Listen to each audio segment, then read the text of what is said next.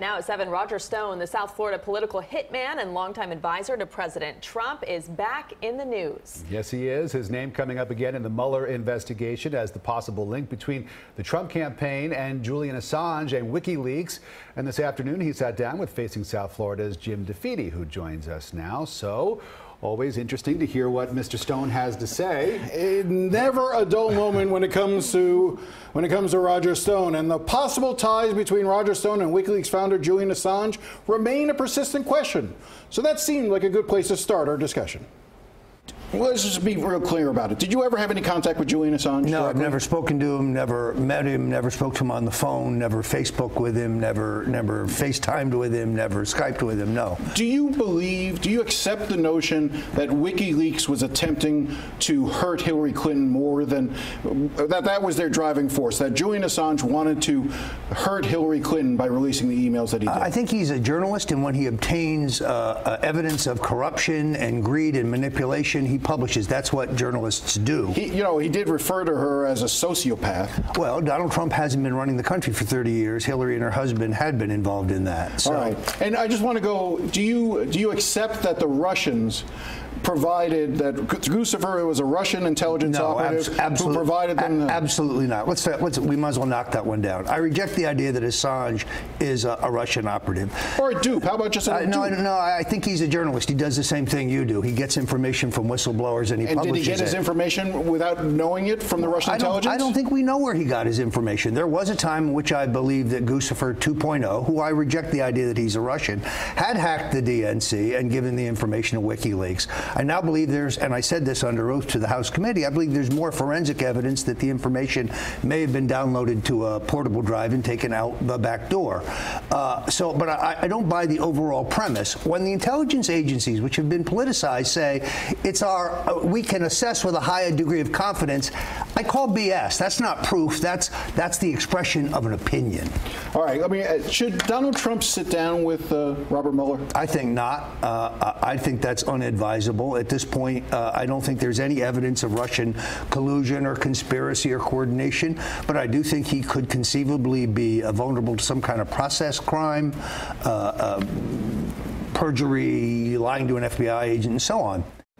Wow, there is a lot going on there in that short soundbite. So much to cover. So I'm wondering how much of this, the questions surrounding him and this kind of whole mess that he's in now is his own making. You know, that's a really good point, because the reason why Mueller is interested in him is that throughout 2016, he kept tweeting out information and claiming to have these back channel ways of being able to reach WikiLeaks and Julian Assange, and he tried to be very boastful about predicting what was going to happen.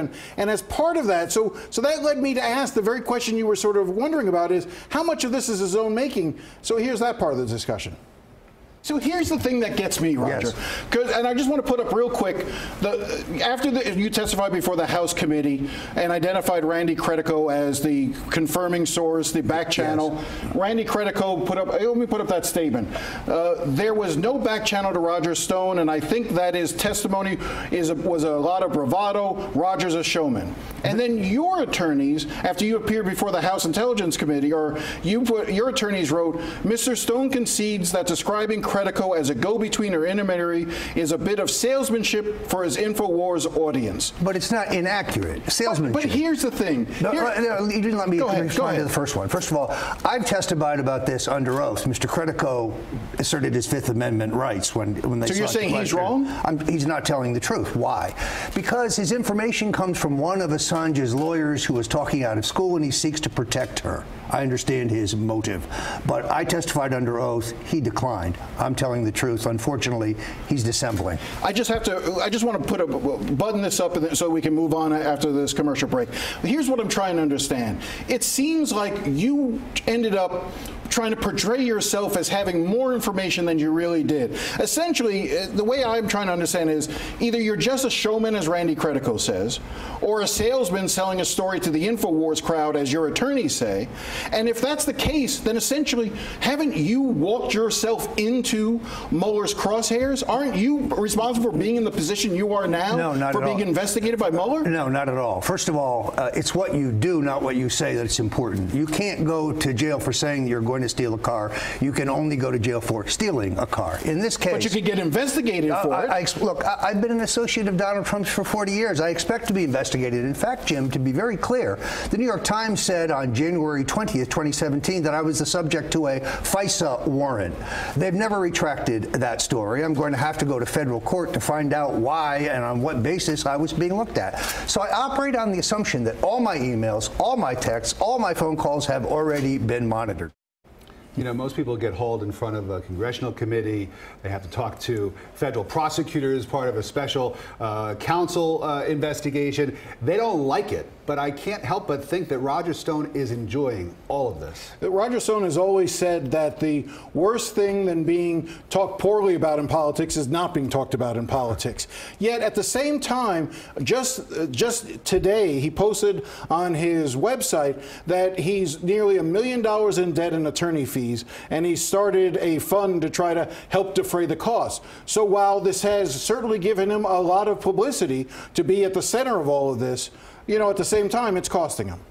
Has it gotten him any new clients? I mean, this is what he does. He's a political consultant. He helps people get elected. And he's an author. It helps him write. It helps him pushing books. He's working on a book right now about Donald Trump. But look, you know, whether or not, I still don't think we know the definitive answer. The biggest question that I always have when it comes to the Mueller investigation is, it is clear that Mueller knows far more than anyone else. So there must be a reason why Robert Mueller continues to ask witnesses. As recently as this week and last week, witnesses who were flying in, for instance, from out of the country to come to the United States were greeted by FBI agents, taken into a room, had subpoenas issued on them, and they were immediately questioned about Roger Stone. There is something there about Roger Stone that really intrigues Robert Mueller. I just don't think we know quite what it is, and whether, I'm sure Roger may, but he's not telling. And what is the benefit of him kind of putting out conflicting information, putting out information that could get him in a lot of trouble via tweet, and then later redacting that? What's the strategy there? You know, he only started to, he only backed away from the notion that he had back channels communications with Assange and started downplaying a little bit only after he was sworn in and had to testify under oath before the House Intelligence Committee.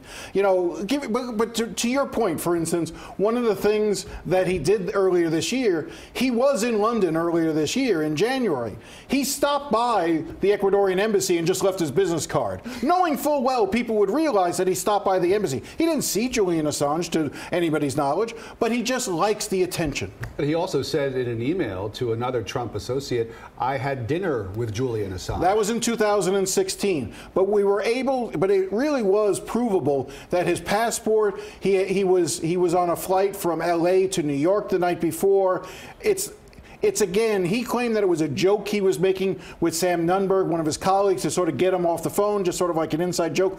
I got to go now, Sam. I'm having dinner with my good friend Julian Assange. Like he was playing into it. I don't think that part's true. I think the media gets misled on that. But I do think there are still questions about Roger Stone that have not been answered. Well, glad you got to talk to him. Certainly intriguing. And you can see all of Jim's interview with Roger Stone on Facing South Florida with Jim DeFede. That is Sunday morning, 11:30, right here on CBS 4. President Trump